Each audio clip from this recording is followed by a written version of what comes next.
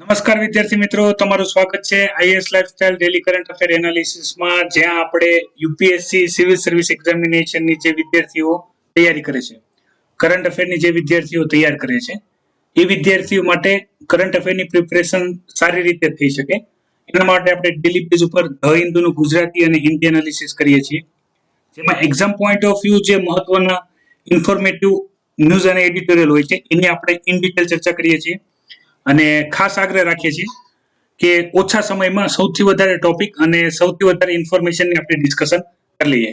ડિસ્કશનની અંદર વાત કરું તમારી સાથે, તો ડિસ્કશનમાં હું તમને જેટલી પણ હિસ્ટોરિકલ પોઈન્ટ હોય છે તો એની માહિતી આપું છું. સાથે સાથે જીએસના કયા પેપરમાં તમને ક્વેશ્ચન પૂછાઈ શકે, કેવી રીતે પૂછાઈ શકે, એનસીઆરટી બેઝ છે કે જીએસ બેઝ છે એની પણ ઇન્ફોર્મેશન આપું છું. અને ઘણા પણ કરંટ બેઝ જે સ્ટેટિક ઇન્ફોર્મેશન હોય એના ક્વેશ્ચન તમને પણ પૂછું છું કે જેથી તમારી પણ તૈયારી સારી થઈ શકે. વિદ્યાર્થી મિત્રો, ખાસ સૂચના, ઘણા બધા વિદ્યાર્થી કેવું એવું છે કે ભાઈ તમે બધી ઇન્ફોર્મેશન કવર નથી કરતા, ઘણી બધી ન્યૂઝ નથી જોતા. તો યાદ રાખો વિદ્યાર્થી મિત્રો, જે વિદ્યાર્થીઓ ડેલી બેઝ ઉપર ન્યૂઝ જોતા હોય તો એ વિદ્યાર્થીઓને દરેક ન્યૂઝ ખ્યાલ જ હોય છે. હવે જે ન્યૂઝની ચર્ચા મેં ગઈકાલે ઇન ડિટેલ કરી હોય, બરાબર, જેના માટે ઓલરેડી આપણે 10 થી 15 મિનિટ ડિસ્કશન કરી હોય, તો એની ફરીથી ડિસ્કશન આજે કરવાની જરૂર નથી, કારણ કે ગઈકાલે કરેલી જ છે. તો તમે ડેલી બેઝ ઉપર કરંટ અફેરના જે લેક્ચર છે એ જોવાનું રાખો. જો કે જે વગર કામની ન્યૂઝ છે, મતલબમાં જેમાંથી આવવાના ચાન્સીસ 90% ઓછા છે, એ ન્યૂઝને ડિસ્કશન કરીને કોઈ ફાયદો નથી, બરાબર. આ બની શકે કે જે આપણે ડેલી કરંટ અફેર એનાલિસિસનો લેક્ચર જે અડધો કલાકનો હોય છે કે અડધો કલાક કરતા થોડોક વધારે હોય છે, 1 કલાક કે 2 કલાકનો કરવો હોય તો યોગ્ય છે, પણ એની કોઈ જરૂર નથી. જે મહત્વની ન્યૂઝ હોય, જ્યાં તમારે જોવાનું છે, જેમાંથી તમારે નોટ્સ બનાવવાની હોય, બરાબર, એવા પોઈન્ટને આપણે વધારે ઇન ડિટેલ ડિસ્કશન કરીએ છીએ. તો તમારે શું યાદ રાખવાનું કે ભાઈ ડેલી બેઝ ઉપર જો તમે ધ હિન્દુ ન્યૂઝપેપર વાંચી ના શકતા હો તો આફ્ટરનૂન ટાઈમમાં 11 થી 12 નો સમય છે ગુજરાતી એનાલિસિસ માટે અને 12 થી 1 નો સમય છે હિન્દી એનાલિસિસ માટે. તો એ સમયે તમે શું કરો, એ સમયે તમે લાઈવ રહ્યો તો તમને જે બધી ન્યૂઝ છે એનો મેન સાર છે એ ખબર પડી જશે. તો આપણે કોઈ પણ વધારે ટાઈમ કન્ઝ્યુમ કરવા બધી ઇન્ફોર્મેશનને જોતા નથી. ઘણી ખાલી ન્યૂઝ હોય તો એને ન્યૂઝની જેમ સમજાવીએ છીએ, ઘણા થિયોરિટિકલ પોઈન્ટ હોય જેનું મહત્વ વધારે હોય તો એને ઇન ડિટેલ ચર્ચા કરીએ છીએ કે જેથી તમને ખ્યાલ આવે. તો ઘણા બધા ઇન્ફોર્મેશનની ચર્ચા આજે કરવાના છીએ, એક બાય એક, વન બાય વન, અને એની અંદર જ ઘણી અગત્યની માહિતી જોશો. એ સિવાય વિદ્યાર્થી મિત્રો, જો તમે ટેલિગ્રામ ચેનલ જોઈન્ટ ના કરી તો કરી લેજો, જેની લિંક વિડીયોના ડિસ્ક્રિપ્શનમાં આપેલી છે. વિદ્યાર્થીઓને યુપીએસસીની હિન્દીમાં માહિતી માટે પીડીએફ ટેલિગ્રામ ચેનલમાં અવેલેબલ કરવામાં આવી છે. દરેક ઇન્ફોર્મેશન, સિલેબસ, ક્રાઇટેરિયા, બરાબર, જેટલી પણ બેઝિક નીડ્સ છે એ બધી, ફિઝિકલ ટેસ્ટ માટે કઈ કઈ વસ્તુઓ ધ્યાનમાં લઈ શકાય, તો એ બધી ઘણા બધા વિદ્યાર્થીઓ હિન્દીમાં માહિતી માંગી હતી. તો એ વિદ્યાર્થીઓને માટે આપણે ઓલરેડી જે આપણી ટેલિગ્રામ ચેનલ છે, જે તમે સ્ક્રીન પર જોઈ શકો છો, ત્યાંથી તમે પીડીએફ ડાઉનલોડ કરી શકો છો. બીજી અગત્યની માહિતી, તમે યુપીએસસી કે જીપીએસસી જેની પણ તૈયારી કરતા હો અથવા બંનેની તૈયારી કરતા હો તો એનો સિલેબસ અને પ્રીવિયસ યર ક્વેશ્ચન પેપર આપણી વેબસાઇટ ઉપર અવેલેબલ છે, તો તમે એનો પણ લાભ લઈ શકો છો. ચર્ચા કરીએ આજના જે એડિટોરિયલ છે એની અંદર. તો સૌથી પહેલા જે ક્વેશ્ચન અવરની મેં તમને વાત કરી હતી ગઈકાલે કે જે ફ્રન્ટ પેજ ઉપર ન્યૂઝ હતી, તો આજે એની એડિશનલ ઇન્ફોર્મેશન આપવામાં આવેલી છે. ઇન્ફોર્મેશનની અંદર હું તમારી સાથે ચર્ચા કરું તો આપણા વાઇસ પ્રેસિડેન્ટ, પૂર્વ વાઇસ પ્રેસિડેન્ટ છે, બરાબર, અમિત અંસારીજી, તો એને મહત્વ જણાવ્યું છે કે ભાઈ જે ક્વેશ્ચન અવર છે, બરાબર, એનું મહત્વ શું છે, તો એની આપણે ડિટેલમાં ચર્ચા કરી લઈએ. તો વિદ્યાર્થી મિત્રો, આ ઘણી વખત કેવું થાય છે, પોલિટીનો ક્વેશ્ચન છે, બરાબર, અહીંયા ઘણી બધી ઇન્ફોર્મેશન આપવામાં આવી છે, પણ એ ખાલી ઇન્ફોર્મેશન બેઝ છે. જેમ કે ક્વેશ્ચન અવરને લીધે શું થાય કે ભાઈ કોઈ પણ બિલ રજૂ કરવામાં આવે તો જે પણ મંત્રી દ્વારા બિલ રજૂ કરવામાં આવતું હોય તો એમાં સ્ટાર ક્વેશ્ચન અને નોન સ્ટાર ક્વેશ્ચન, અનસ્ટાર ક્વેશ્ચન પૂછવામાં આવતા હોય છે. મેં તમને કાલે ડિફરન્સ જણાવ્યો હતો. સ્ટાર ક્વેશ્ચન એટલે એના જવાબ મૌખિક આપવાના હોય અને નોન સ્ટાર ક્વેશ્ચન કે જેના જવાબ મૌખિક અને લેખિત બંને આપવાના હોય, બરાબર. તો આમ સ્ટાર ક્વેશ્ચન માટે પાબંદી લગાવવામાં આવી છે, બરાબર. મોન્સૂન સેશન છે એમાં તે જે ચોમાસુ સત્ર થવાનું છે એની અંદર તે જે ક્વેશ્ચન અવર છે, બરાબર, એને સ્થગિત કરવાની વાત કરવામાં આવેલી છે, બરાબર. પણ કેવા સ્ટાર ક્વેશ્ચન યાદ રાખજો. અને આ જેટલા પણ થિયરી છે જેની અંદર તમે જોઈ શકો છો, કોઈ પણ એક્ઝોર્ટમેન્ટ મોશન છે, બરાબર, કોલિંગ ઓફ અટેન્શન છે, હાફ એન અવર છે, રિઝોલ્યુશન છે, બરાબર.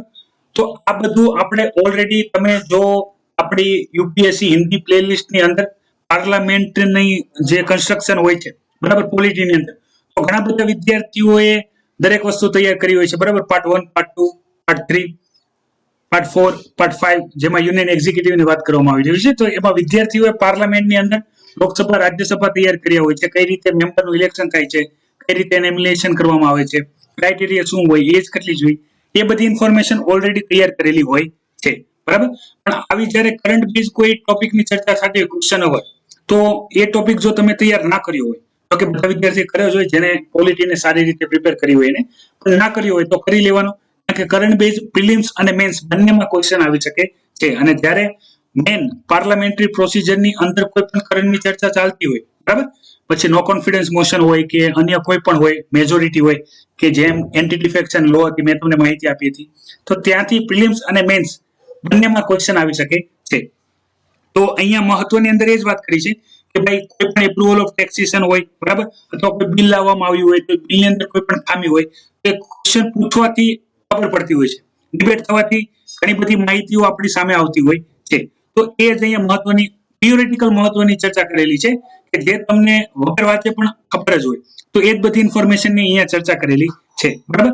ઇન ડિટેલ નહીં જાઉં, હું તમને શું કરીશ કે જે આ પાર્લામેન્ટરી પ્રોસિજર છે, બરાબર, તો એની અંદર હું તમને પાર્લામેન્ટરી પ્રોસિજરની અંદર જ દરેક માહિતીનો એક લેક્ચર પ્રોવાઈડ કરી દઈશ. એમાં દરેક વસ્તુ કવર થઈ જશે, બરાબર. તો તમારે આ બધા ટોપિક કવર થઈ જશે. બાકીની બધી જે ઇન્ફોર્મેશન છે એ તમે સમજી શકો છો કે ભાઈ ક્વેશ્ચન પૂછે જ્યારે પણ બિલ આવે ત્યારે તમને ખબર હોય 3 હિયરિંગ થાય, બરાબર.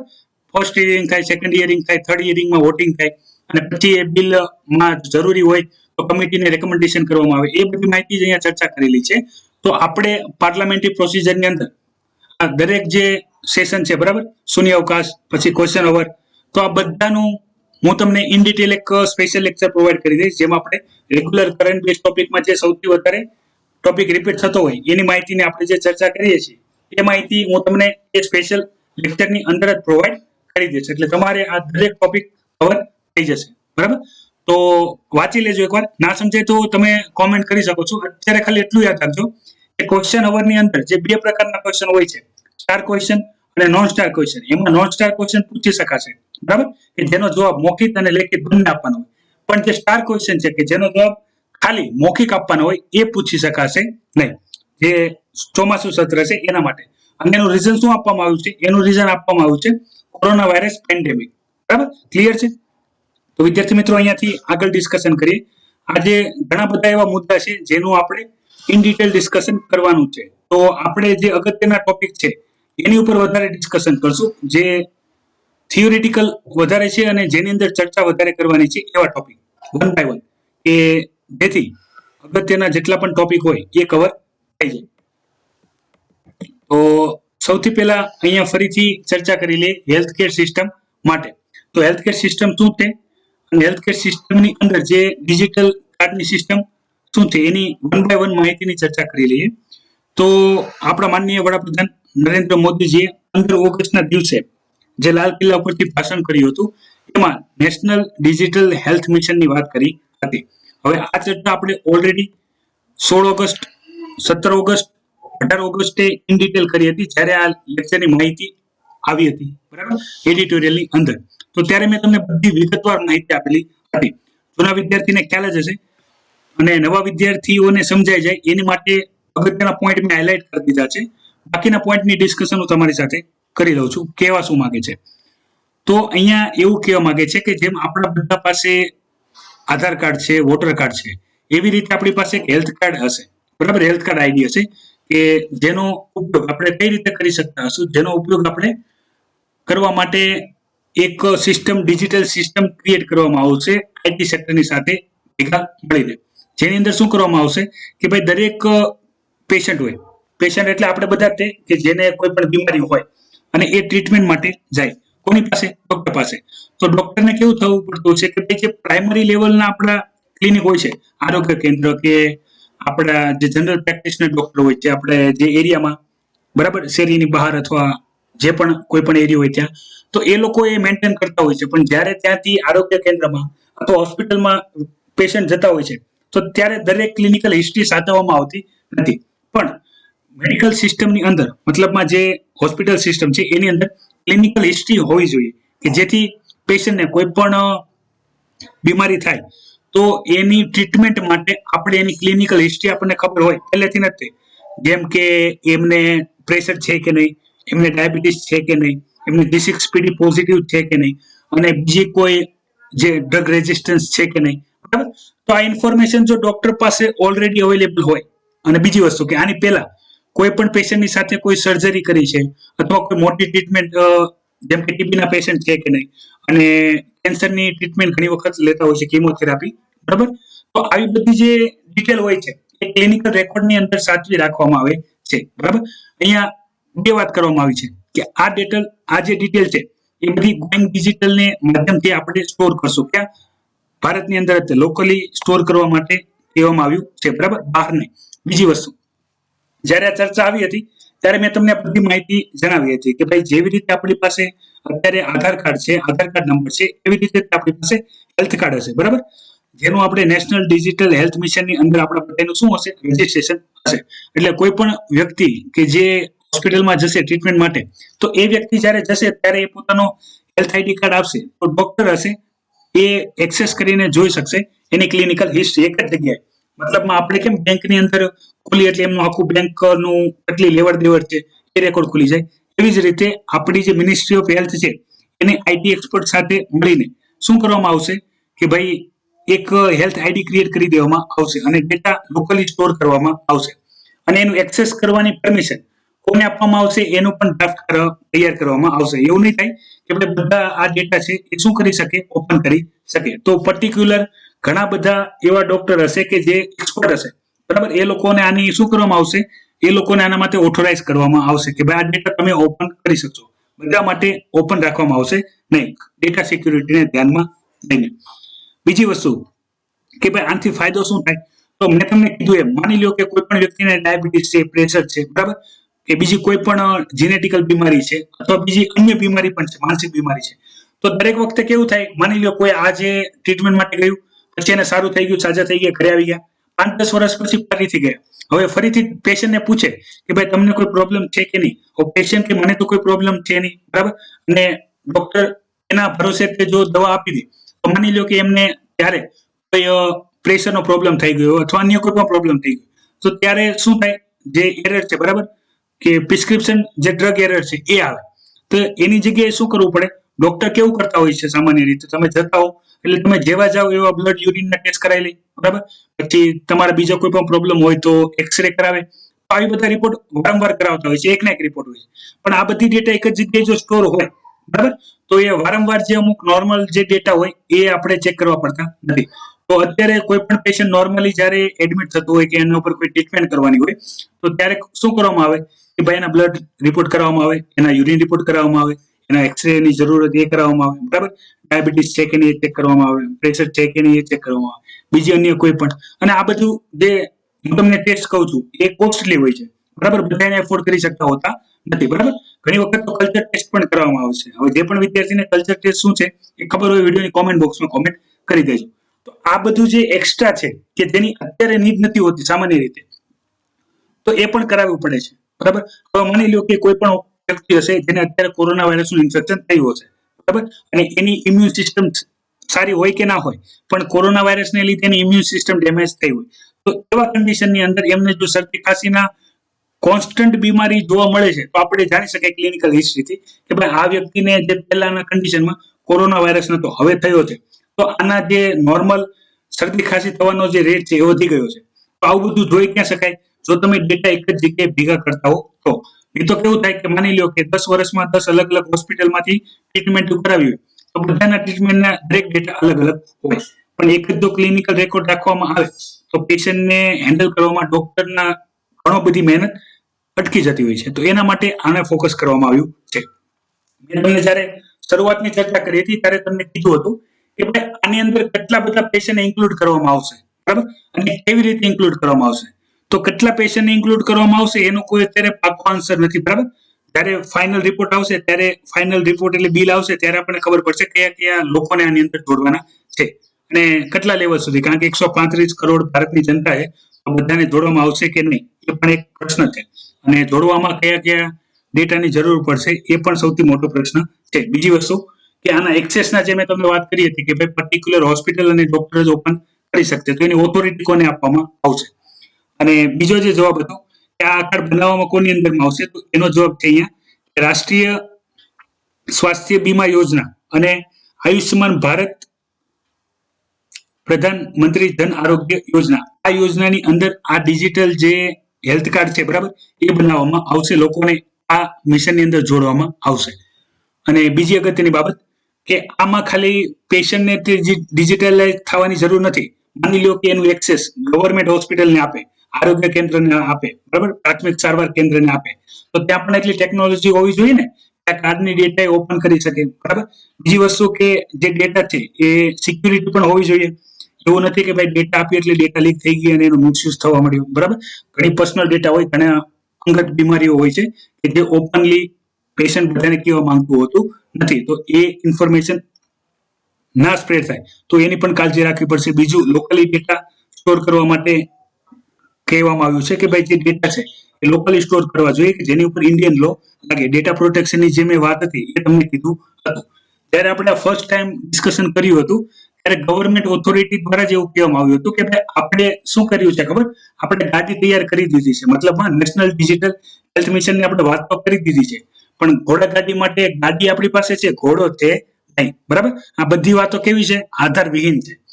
ઇમ્પ્લિમેન્ટ કઈ રીતે કરશે, એક્સેસ કોની પાસે રહેશે, ડેટા નાખશે કોણ, બરાબર, ચડાવશે કોણ, અને ટેકનોલોજી એટલે આપણે લાવશું ક્યારે? જ્યારે હોસ્પિટલ, ગવર્મેન્ટ હોસ્પિટલની સ્થિતિ આપણે કોરોના વાયરસમાં જોયું કે ભાઈ જે ગવર્મેન્ટ બિલ્ડિંગ હોય એની દિવાલો જ પરાણે ઊભી હોય, પંખા હોય નહીં, લાઇટ થતી ના હોય, બરાબર.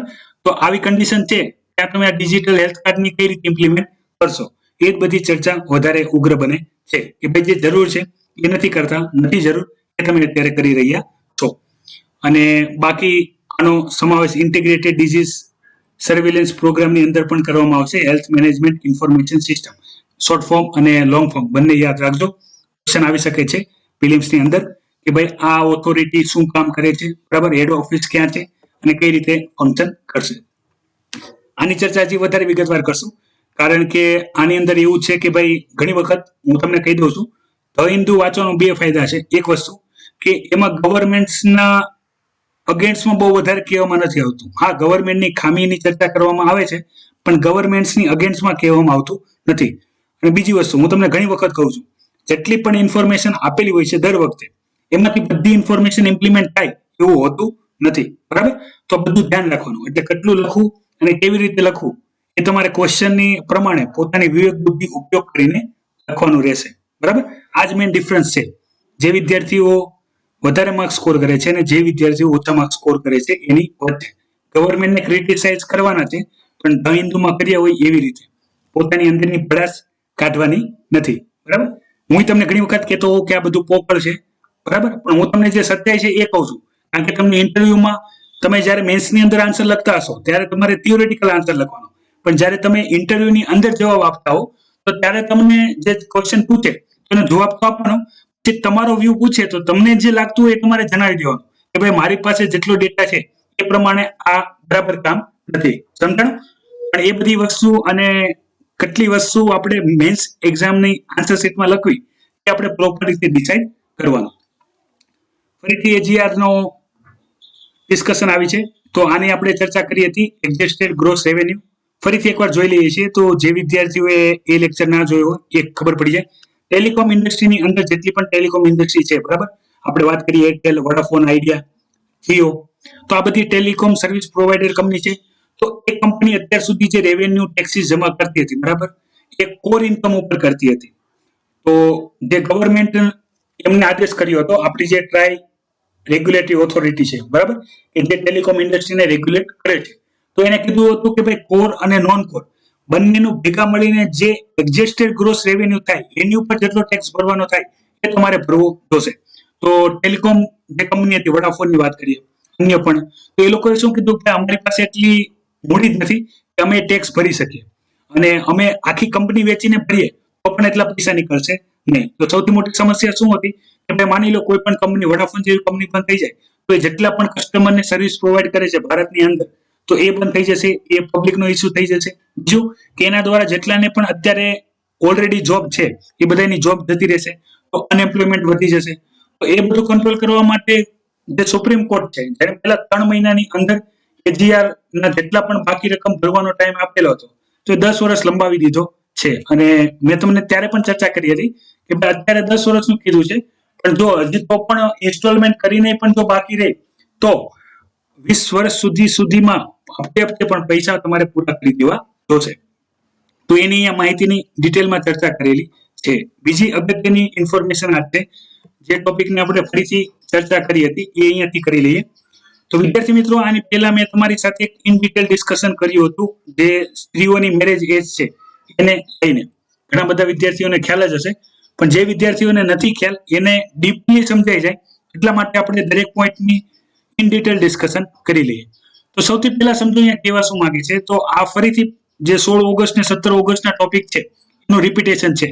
તો અહીંયા હું જે બાબત બાકી છે, જે ખબર પડવી પડે તમને, એની જ હું તમારી સાથે ડિસ્કસ કરવા જઈ રહ્યો છું. બરાબર? બાકી તમારે 16 ઓગસ્ટ અને 17 ઓગસ્ટના ડેલી કરંટ અફેર જે લેક્ચર છે એ જોઈ લેજો. એમાં મેં તમને ઇન ડિટેલ ઇન્ફોર્મેશન આપેલી છે. તો અહીંયા કહેવામાં શું આવે છે કે ભાઈ માલ ન્યુટ્રિશનની અંદર જે સ્ત્રી છે અને જે બાળકો છે, તો એ બધાની જે હેલ્થના ઇસ્યુ છે, તો એને કંટ્રોલ કરવા માટે ગવર્મેન્ટ એવું કહેવા માંગે છે કે ભાઈ જે છોકરીઓની મેરેજની એજ જે 18 છે એ વધારીને કેટલી કરી દેવી જોઈએ, એ વધારીને 21 કરી દેવી જોઈએ. તો આનાથી શું થશે કે ભાઈ જે છોકરીઓ છે તો એનું ફિઝિકલ ડેવલપમેન્ટ થઈ જાય, તો એની બોડી સારી હોય તો એની દ્વારા જે બાળક જન્મે એ પણ હુસ્તપુસ્ત જન્મે. પણ મેં તમને ત્યારે કીધું હતું, જે પોઈન્ટ મેં તમને હાઇલાઇટ કર્યા હતા કે ગવર્મેન્ટ એક શોર્ટકટ લઈ રહી છે. શોર્ટકટ એટલે કઈ રીતે કે ભાઈ હેલ્થ કેર ઇસ્યુ તો છે જ ભારતમાં, બરાબર, પણ એનું કારણ બાળકીઓની મેરેજ એજ નથી. બરાબર, બાળકીઓના મેરેજ એજ નથી, એનું કારણ છે ગરીબી, પોવર્ટી. હવે પોવર્ટીને કંટ્રોલ કરવા માટે ગવર્મેન્ટ હકીકતે જે રોજગારની યોજના છે એ લાવવી જોઈએ કે ભાઈ જેથી લોકોને રોજગાર મળે, લોકો પાસે પૈસા આવે તો લોકો પ્રોપર ખાવાનું ખાય. જેમ કે મેં તમને વાત કરી હતી, જે દિવસના 100 રૂપિયા કમાય છે અને પરિવારની અંદર 5 વ્યક્તિ હોય, તો એમાંથી એ બાકીના ખર્ચા કાઢીને જો 100 રૂપિયા વધતા હોય, તો 100 રૂપિયામાં જે ક્વોલિટીનું ફૂડ લઈ શકે એ જ ક્વોલિટીનું ફૂડ લઈને ખાતા હોય છે. એને પ્રોપર ન્યુટ્રિશન મળતું નથી. હવે માતાને જ ન્યુટ્રિશન ના મળતું હોય, બરાબર, તો બાળકને શું મળવાનું? બીજી વસ્તુ કે આ પ્રોબ્લેમ છે ગરીબી સાથે. બરાબર, કોઈ પણ એવો વર્ગ નથી જે મિડલ ક્લાસ અને હું તમને અપર ક્લાસની વાત કરું, બરાબર, જે આપણે અમીર ગરીબની જે ચર્ચા કરીએ તો એની અંદર તો કોઈ પણ મધ્યમ વર્ગના પિતા હોય કે ભાઈ જેની પાસે અમીર અમીર પૈસાદાર જે પરિવાર હોય, એ બાળકીઓના મેરેજ 18 વર્ષે જ કરી દે એવું જોવા મળતું નથી.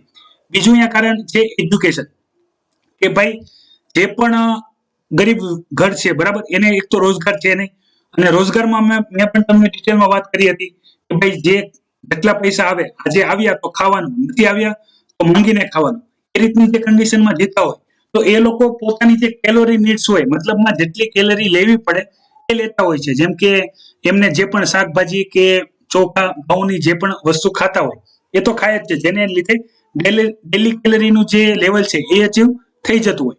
પણ જે ન્યુટ્રિશન મળવા જોઈએ, જે વિટામિન મળવા જોઈએ, જે મેક્રોન્યુટ્રિશન મળવા જોઈએ, માઇક્રોન્યુટ્રિશન મળવા જોઈએ, એ મળે નહીં. તો જે માલ ન્યુટ્રિશનના એ શિકાર થાય. બરાબર, જે આપણે એને જોઈને જેમ થાય કે ભાઈ મુઠ્ઠી પર હાડકા છે, જો હરખો પવન પણ આવશે તો ઉડી જશે, તો એ રીતની બોડી થઈ જાય માતાઓની. તો એમાંથી જે બાળક જન્મે તો એ પણ એવું કુપોષણ વાળું જન્મે. તો આનો સંબંધ એ જ્યારે નથી, એટલે હું એવું પણ નથી કહેવા માંગતો કે ટોટલી નથી, છે, પણ એટલો બધો નહીં કે જેટલો અસર ગરીબી કરે છે. કારણ કે ઘરમાં પૈસા નથી ખાવા પીવાના, તો એ બાળકોને ભણવા મોકલતા નથી, એ લોકો શિક્ષિત થતા નથી. અને ગરીબ પરિવારના જે પિતા હોય છે એ બને ત્યાં સુધી જે બાળકીઓ હોય, બરાબર, છોકરી હોય, એના મેરેજ 18 વર્ષ પહેલા જ કરી દેતા હોય છે. એનું કારણ શું છે કે ભાઈ જેટલા પૈસા છે એનાથી ઘરે પ્રોપર ચાલતું નથી. જો બાળકીના મેરેજ કરી દેવામાં આવે એની જવાબદારી એના બીજા પરિવારને મળી જાય. તો આ બધા જે એમ્પ્લોયમેન્ટ સ્કીમ છે કે ભાઈ બીજા રોજગાર યોજના છે કે જેની અંદર ગવર્મેન્ટે કામ કરવું જોઈએ, પણ એ બધું કામ છોડીને ગવર્મેન્ટ શું દેખાડવા માંગે છે કે ભાઈ આપણે જે મેરેજ એજ છે, બરાબર, એ આપણે કોન્સ્ટિટ્યુશનલ અમેન્ડમેન્ટ એક લઈને આવીએ એટલે લીગલ એજ જે 18 વર્ષ છે એનાથી વધીને 21 વર્ષ થઈ જાય તો આપણે કહી શકીએ કે ભાઈ અમે માલન્યુટ્રિશનને કંટ્રોલ કરવા માટે, જે કુપોષણ છે એને કંટ્રોલ કરવા માટે, જે માતા અને બાળકોના જે મૃત્યુ દર છે એને રોકવા માટે મેરેજ એજ 18 વર્ષથી 21 વર્ષ કરી દીધી તો આપણું ઘણું બધું કામ થઈ જશે. પણ એ વાત સચ્ચાઈ નથી. સચ્ચાઈ છે કે તમે પ્રોપર રોજગાર એમ્પ્લોયમેન્ટ સ્કીમ લાવો કે જેથી લોકોને રોજગાર મળે, લોકો કમાતા થાય, અથવા જે આપણે યુનિવર્સલ બેઝિક ઇન્કમની મેં તમારી સાથે ચર્ચા કરી હતી, એવો કોઈ પ્લાન લાવો કે ભાઈ જેથી પરિવાર દીઠ બેઝિક ઇન્કમ આવ્યા કરે તો લોકોને ખાવા પીવાની જે નીડ છે સૌથી વધારે અગત્યની એ ફૂલફિલ થાય. તો બાળકોને ભણવા માટે પણ મોકલી શકાય. બીજી વસ્તુ છે કે ભાઈ જો એમને શરીર જ સારું હોય, બરાબર, ઘણી વખત કહેવાય છે કે જો તમે દિવસનું એક સફરજન ખાતા હો તો તમારે ડોક્ટર પાસે કોઈ દિવસ જવાની જરૂર પડશે નહીં. તો સફરજન તો દૂર રહ્યું, અહીંયા જે શાકભાજી ખાવાના પણ પૈસા ના હોય તો સફરજનની તો વાત જ ક્યાં કરવી. તો આ બધા પોઈન્ટને સાઈડ કરીને ગવર્મેન્ટ ખાલી એક જ નાનો એવો બદલાવ કરવા માંગે છે કે ભાઈ આપણે મેરેજ એજને 18 વર્ષથી 21 વર્ષ કરી દેશું તો બધા અચીવમેન્ટ થઈ જશે. પણ એ વાસ્તવિકતા નથી, બરાબર. બાકી બધી ઇન્ફોર્મેશન ઓલરેડી આપણે ડિસ્કસ કરેલી જ છે 16 ઓગસ્ટ અને 17 ઓગસ્ટના દિવસે, તો એ લેક્ચર જોઈ લેજો. બીજી અહીંયા આગળ ચર્ચા કરીએ આજના જે ક્વેશ્ચન છે એની અંદર. તો ક્વેશ્ચન અવરની જે વાત છે પાર્લામેન્ટમાં એની જ ફિગર આપેલી છે, તમે જોઈ શકો છો પાર્લામેન્ટ છે અને ક્વેશ્ચન અવરને ટાર્ગેટ કરવામાં આવેલો છે. અને બાકી બધી અગત્યની બીજી બધી ન્યૂઝો છે તો એક વખત હાઇલાઇટ જોઈ લઈએ. ન્યૂઝ એટલે ખ્યાલ આવી જાય કે ભાઈ કઈ કઈ ચર્ચા અહીંયા કરવામાં આવેલી છે.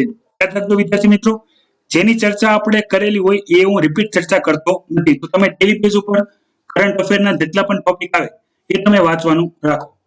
એક અગત્યની ઇન્ફોર્મેશન છે હું તમને આપી દઉં. એક સ્ટડી એનાલિસિસ થઈ છે હેલ્થકેર સિસ્ટમને લઈને કે ભાઈ જે સફેદ ભાત ખાય છે, બરાબર, સફેદ રાઈસ ખાય છે તો એનામાં ડાયાબિટીસ થવાના ચાન્સીસ વધી જાય છે, અથવા ડાયાબિટીસના જે શુગર લેવલ હોય એ વધવાના ચાન્સ વધી જાય છે. એ રિસર્ચ આવેલી છે, મહત્વની છે હેલ્થકેર સેક્ટરની અંદર, કારણ કે ડાયાબિટીક આપણે ભારતને ડાયાબિટીક નેશન કહેવામાં આવે છે, બરાબર, કે ભાઈ ભારતમાં સૌથી વધારે ડાયાબિટીસના પેશન્ટ છે, હાઇપરટેન્શનના પેશન્ટ છે, બરાબર. તો આ ડેટા તમારી પાસે હોવો જોઈએ. બીજી ન્યૂઝ જોઈ લઈએ. તો એની સિવાય શ્રીલંકાની અંદર ફરીથી કોન્સ્ટિટ્યુશન અમેન્ડમેન્ટને લઈને આવી છે નવી સરકાર, એની ઇન્ફોર્મેશન આપેલી છે.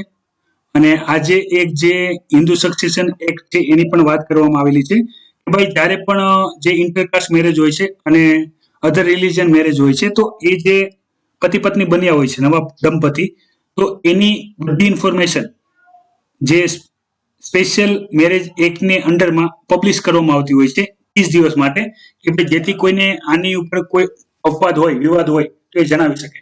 તો એની અગેન્સ્ટ શું કરવામાં આવી છે, અરજી કરવામાં આવી છે કે ભાઈ જે રાઇટ ટુ પ્રાઇવેસી છે આ એનું ઉલ્લંઘન છે. આપણે કેમ કોઈની બેઝિક ઇન્ફોર્મેશન જેમ કે એમની મોબાઈલ નંબર, બરાબર, એમનું નામ, એની પર્સનલ ડિટેલ આપણે લોકલી કહીએ છીએ, જ્યારે એ લોકોને મેરેજ કરવા છે એ એનું પોતાનું ડિસિઝન છે. તો આ બધી જે ડેટા 30 દિવસ સુધી ઓપનલી પબ્લિક કરવામાં આવે છે એ ના કરવામાં આવી જોઈએ. અને એન્વાયરમેન્ટ ઇમ્પેક્ટમેન્ટ અસેસમેન્ટનો ફરીથી જે ડેટા આવી છે, તો જે પણ વિદ્યાર્થીઓએ એન્વાયરમેન્ટ ઇમ્પેક્ટમેન્ટ અસેસમેન્ટ ડ્રાફ્ટની આપણે જેટલી પણ ચર્ચા કરી છે એ ના જોઈ હોય તો જોઈ લેજો. વિદ્યાર્થી મિત્રો, આ હતું ડેલી કરંટ અફેર એનાલિસિસ, જે અગત્યની જેટલી પણ ન્યૂઝ હતી એની ચર્ચા કરી.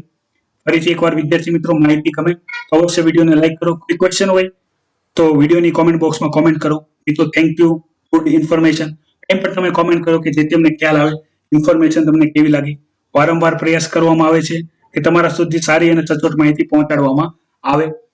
નવા છો ચેનલમાં, ચેનલને સબસ્ક્રાઇબ કરી નથી તો અવશ્ય સબસ્ક્રાઇબ કરી લેજો, જેથી જ્યારે પણ લાઈવ સેક્શન હોય તો તમને નોટિફિકેશન મળી જાય. તો વિદ્યાર્થી મિત્રો, તમે બધા કરો મજા, એમને આપો મજા. લાઈવ લેક્ચર જોવા બદલ આભાર. જોતા રહો IAS લાઇફસ્ટાઇલ યુટ્યુબ ચેનલ. જય હિન્દ, વંદે માતરમ.